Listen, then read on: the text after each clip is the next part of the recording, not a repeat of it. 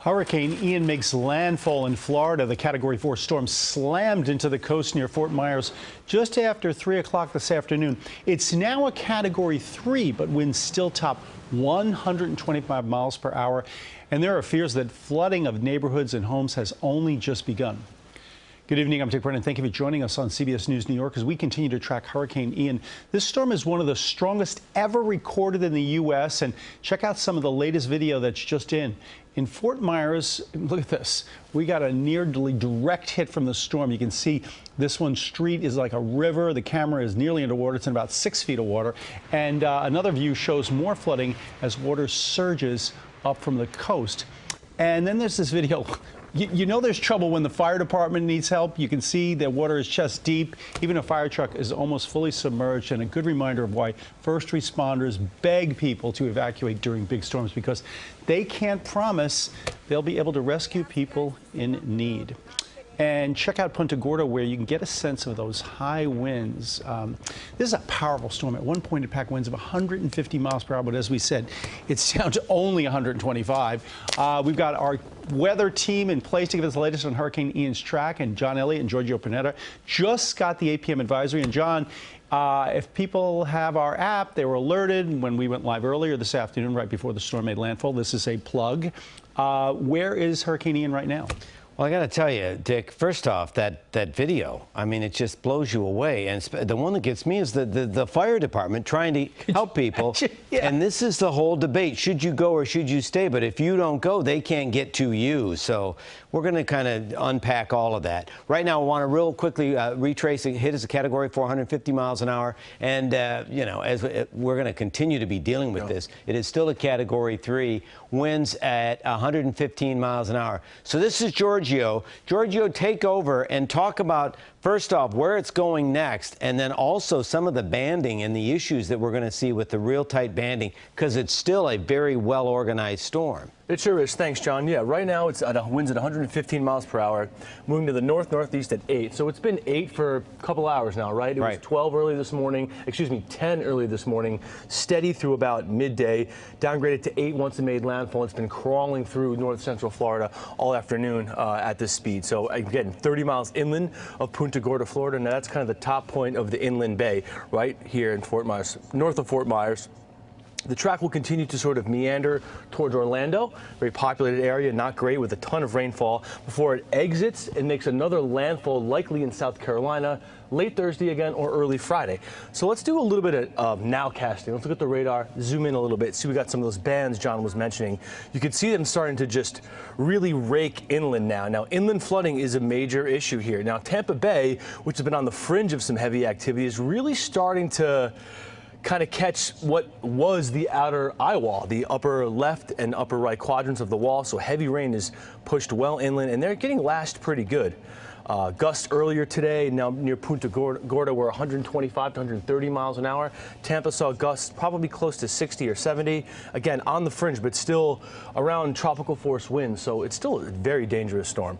Let's move in here, see and get town names here. So looks like Route 75 is pretty much inundated with water. I believe this area is a flat, planar area, so it will flood pretty easily. And this green here indicates incredible amounts of moisture. Now, when Ida came up here, remember, John, we saw some of the same coloring, and it just flooded out northern New Jersey. You were literally in water within minutes when this came over the area. So this is the type of and that's rush a different of water kind of flooding this too. Is rainfall. Right, that's rainfall flooding. That in concert with the storm surge flooding, and rainfall flooding is insidious. It rises at kind of a slower rate. The surge flooding, that's what's knocking over buildings. And it comes in so hard. Yeah. Quickly. Yeah. And then show them this box, too. There is another tornado watch box. Let's see when it's This has been interesting. There you go. This is until tomorrow morning. This has been migrating north. Yesterday, talking to friends in West Palm, they were just surrounded by tornado warnings. I mean, confirmed tornadoes. That continues to migrate to the north. We're going to, I know Dick's going to check in with one of our colleagues in Tampa. John, here's some storm reports. If you want to click on look at all these storm tornadoes. Reports. And we're going to head into Tampa right now to see what's going on in Tampa, and then we're going to come back and we're going to talk about what's next as this thing exits and makes another landfall, possibly off the coast of South Carolina. So, I mean, Dick, the bottom line is we're not done with this. No. We're also going to try to connect with my brother, who's right in the middle in Sarasota. But right now, I know Jason's standing by, so back to you. That's right, John and Giorgio, stand by, you too. When we started tracking in, the storm seemed to be heading right for Tampa, but as we know, it made landfall further south. But the city is definitely not out of the woods. And check out this video from earlier today, the rotation of the storm. It actually pulled water out of Tampa Bay. Areas where people are normally swimming were completely drained. Now, something called, I think, reverse surge. Is that right, John? Have you heard me? Yeah, reverse surge. Okay. On that side of the storm, it sucked it out. Okay. So Tampa is expected to get heavy rain through much of tonight. CBS News reporter Jason Allen has been down in Tampa reporting on the storm all day. He joins us now. Jason, looks like you're getting hit pretty decently right now. How's it going down there? Yeah, we are, Dick. And, you know, John and Giorgio they really nailed it. It's been amazing how this storm hasn't quit, even though it's moved about 30 miles inland at this point. Even about an hour or two ago, we were looking at data down here thinking, well, maybe the winds now are starting to calm down. And yet, over the last hour, we've just received stronger and stronger gusts. I know they mentioned 60 to 70 miles an hour. That's probably about, with the data that we checked, what we've been seeing here in the downtown area. The rain has been light to moderate, but it just hasn't stopped. It's been falling hour after hour after hour. We are still in those rain bands. We did not get that surge, as you mentioned. Instead, we saw that reverse surge. Everything backed out here of the Tampa area. But we are starting to see some reports of localized flooding around here. Maybe not as bad in the Tampa area as they were thinking that it could be if that storm had been 100 miles or so up the coast. But this is definitely not a city that has escaped with no impact at all. Not from a storm this big and a storm that is this slow to move across the state. And if you could hold for 1 second, Jason, John, maybe you could just explain what that reverse surge is, because I think people are a little confused. The water was going out of the Tampa Bay, right? You got to think of a hurricane as a bullseye, and you have to break it left to right and then by quadrant. The worst quadrant to be in was Fort Myers, but then Tampa, as the storm was south, it sucked it out. Wow. So you're going to have persistent wind. Also, Jason, I'm fascinated. I counted one car behind you. Yeah. I mean, obviously, people took the warning to get out. What is going on in Tampa right now? It is very, very quiet, and you will see from time to time a car going through here because, of course, there were people who stayed. And that's either people who have been through this before. They talk about how these storms always miss Tampa. They were sure that it would miss it again. And a lot of these people, honestly, they just want to get out and see what's going on. There are a lot of evacuees here in downtown Tampa as well. They came here because you could see the infrastructure is strong. The power, it is still on here. A lot of these buildings with the codes along the coast, they are built to withstand up to Category 3 storms, and they've done that. The power is still on here. So people who evacuated out of the low-lying areas, even if they only moved a few miles inland to some of these hotels in downtown Tampa, they are riding out this storm safely. They still have power, and hopefully when these winds get out of here, it'll be safe for them to get back to their homes. Yeah, and Jason, you mentioned not having a surge in there is really crucial because, as we've been talking about all day long, that's what really causes the damage. And I have to ask you, and I would imagine Tampa is prepared. We talked to the emergency coordinator earlier today, and she seemed to be very much on the ball. Just how prepared will they be? Because let's face it, at some point the lights often do go out, correct? They do, and they talked about that, and maybe she mentioned that, how even the power supplier here talked about taking out some certain segments of town early, just as a preventative measure to make sure other parts of the grid didn't go down. You know, this state is very prepared for this kind of weather. It is a ongoing, year after year process just for this type of storm. Even though it's historic in nature, you know, you don't see storms like this every decade, or even, you know, we were talking, it was 100 years since a storm this strong had hit directly near the Tampa area, but they prepare for it every year. They plan for it, and so they are well prepared. And there are a lot of disaster response teams, a lot of search and rescue teams that are here around from the region. We saw them today from Louisiana. I know they're coming in from Texas. They've been in from all over the South. A lot of those teams are staged right now. As soon as the winds die down and they know they can travel, they're going to start heading out to help the people who need the help. Well, Jason, thank you so much for staying out in the rain and in the dangerous situation that is going on down there. We appreciate it, and we will likely be checking in with you in the next couple of days. Stay safe, sir. Yeah. Okay. Thanks. Jason Allen in Florida. You know, John, the storm is expected, obviously, to linger another 24 hours or so. it seems like everyone in New York has a loved one in Florida. It's just the way things work around here.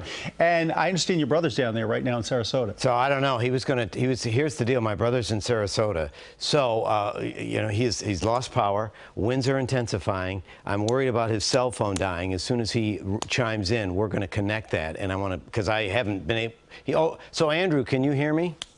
I can, John. Okay, so well, better than you. So tell me, what's the status right now? Do you have power at your place? No power, but it was on until 5 o'clock, so that was nice. And what are the winds doing right now in Sarasota? Relentless. I don't know if they can hear them over a phone, but it just won't stop. So what about you? How about your place? How high above sea level are you in Sarasota? Around 35 feet. I'm out near I-75. And, okay, so now we have on TV, obviously you look like an ancient prophet.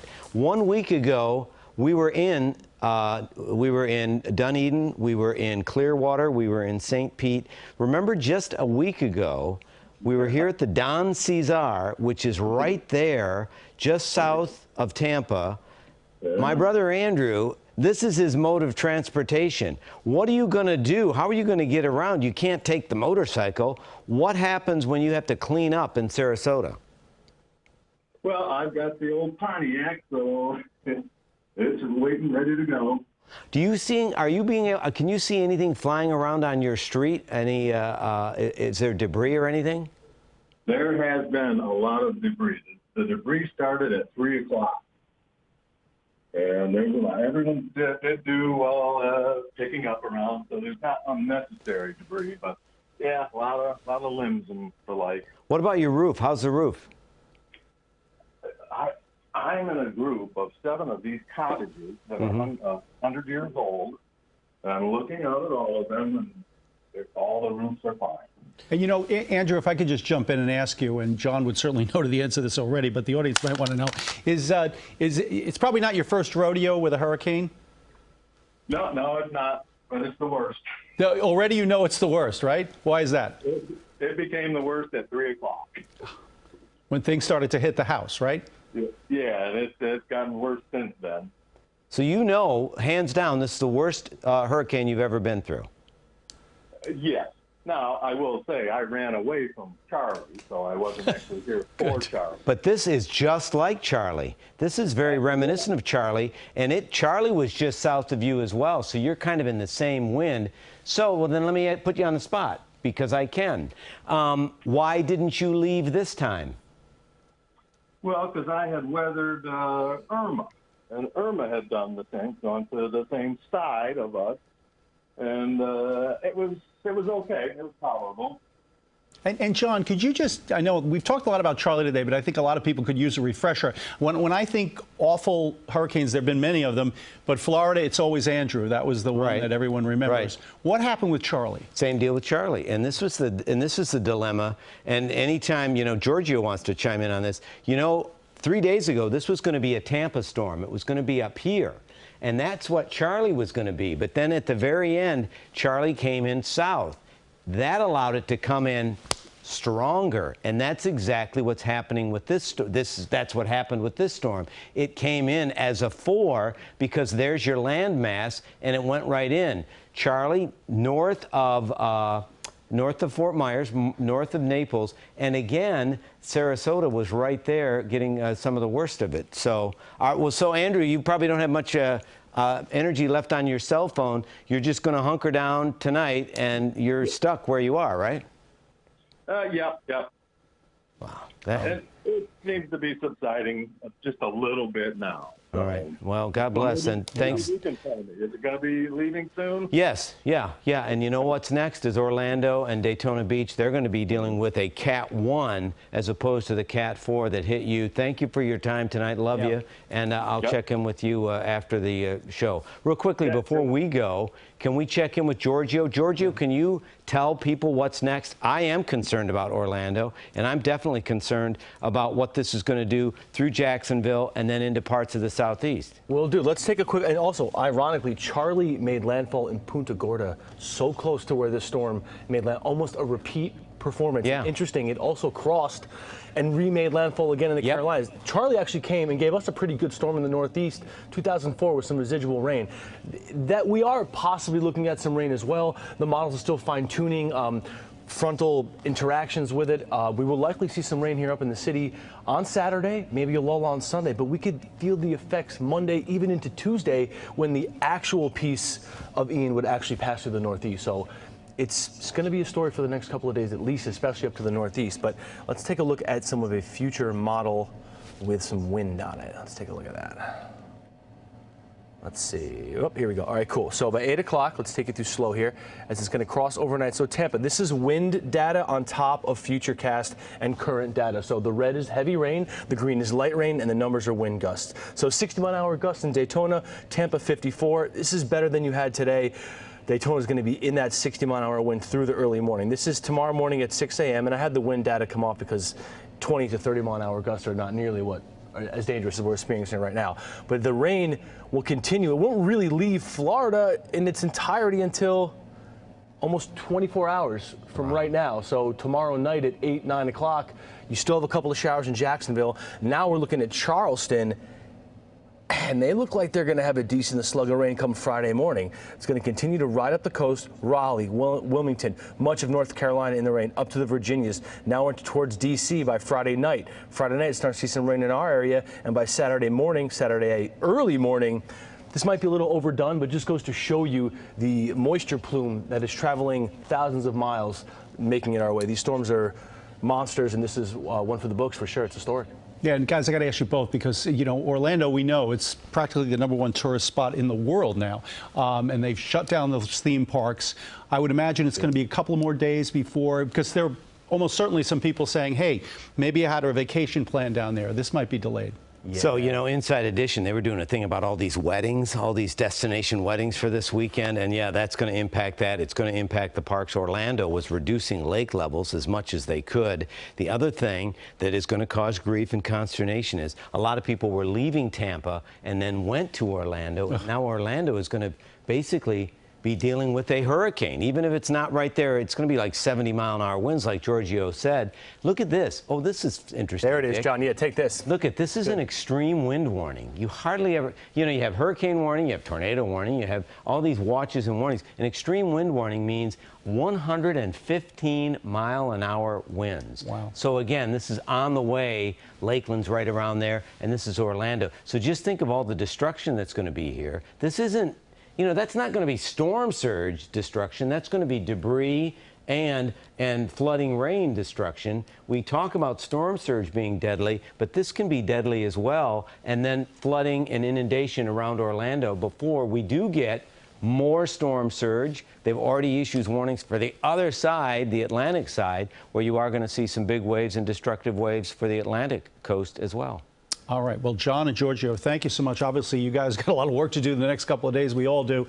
And thank you for being on top of it. John, stick around. I got one more question for you. If you want to hold for one more second. Florida will receive some extra help from the state of New York this afternoon. The New York Army National Guard deployed 2 Chinook heavy lift helicopters and 11 soldiers to Jacksonville. In a tweet, Governor Hochul says when our neighbors are in need, New York will be there. And if you'd like to help, you can join us here in CBS in supporting the Red Cross with their efforts. They could need it. And we have a special link on our website that'll take you right to the Red Cross donation page. You can get there directly on cbsnews.com/Red Cross. And listen, if there's ever a time to donate, please, if you can, with this storm being so intense, there are going to be a lot of people who need your help. Again, that's cbsnews.com/Red Cross. And John, just one more time, because you gave a great analysis today of what people should do if their cell phones are going out, how they prepare. Some people may be watching in Florida right now in those cities that are about to get hit. Tell people what to do and how to be more prepared. First off, now you've got to do what my brother's doing. Just stay where you are. This is very important. There's also something called the 4 and 4. As far as death or injury from infection, it's over the next 4 days and the next 4 weeks. Over the next 4 days, people trying to clean up, well, they'll see all this debris. You want to make sure you wear the right protective covering, because you can get infections, and then you're in water that could give you, I should say, that could give you an infection. And then those can percolate for the next 4 weeks. So be very careful. Obviously mindful of down power lines. Don't forget, with this, there's going to be this back and forth of the storm surge, and along the Atlantic coast, there's going to be issues with storm surge. And in the central part of the state, with these copious amounts of rain, ultimately over 2 feet of rain likely, there will still be issues with local flooding. If you don't know how deep it is, don't drive through it. One of the things that we were talking about were these cars in the parking garages that were just floating away.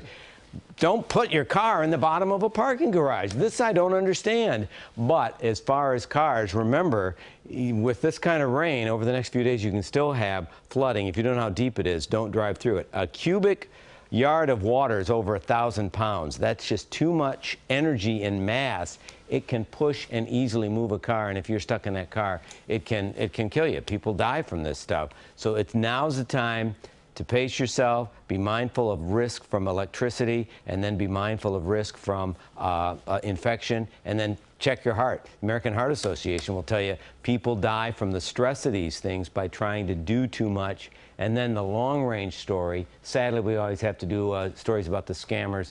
Make sure you're using reliable people to help you clean up and build back after the storm goes through. Great job, John. Well said. And you think he's just a weather guy. John covers it all.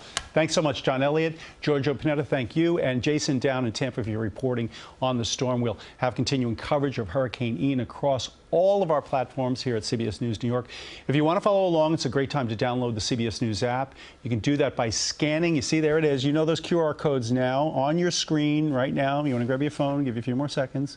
You'll get alerts with new information about the storm, and great information like the stuff you just got from John Elliott. And when you're in that app, just press the live button on the bottom to watch our stream anytime, anywhere. So thank you so much for joining us. For now, I'm Dick Brennan. Have a good night.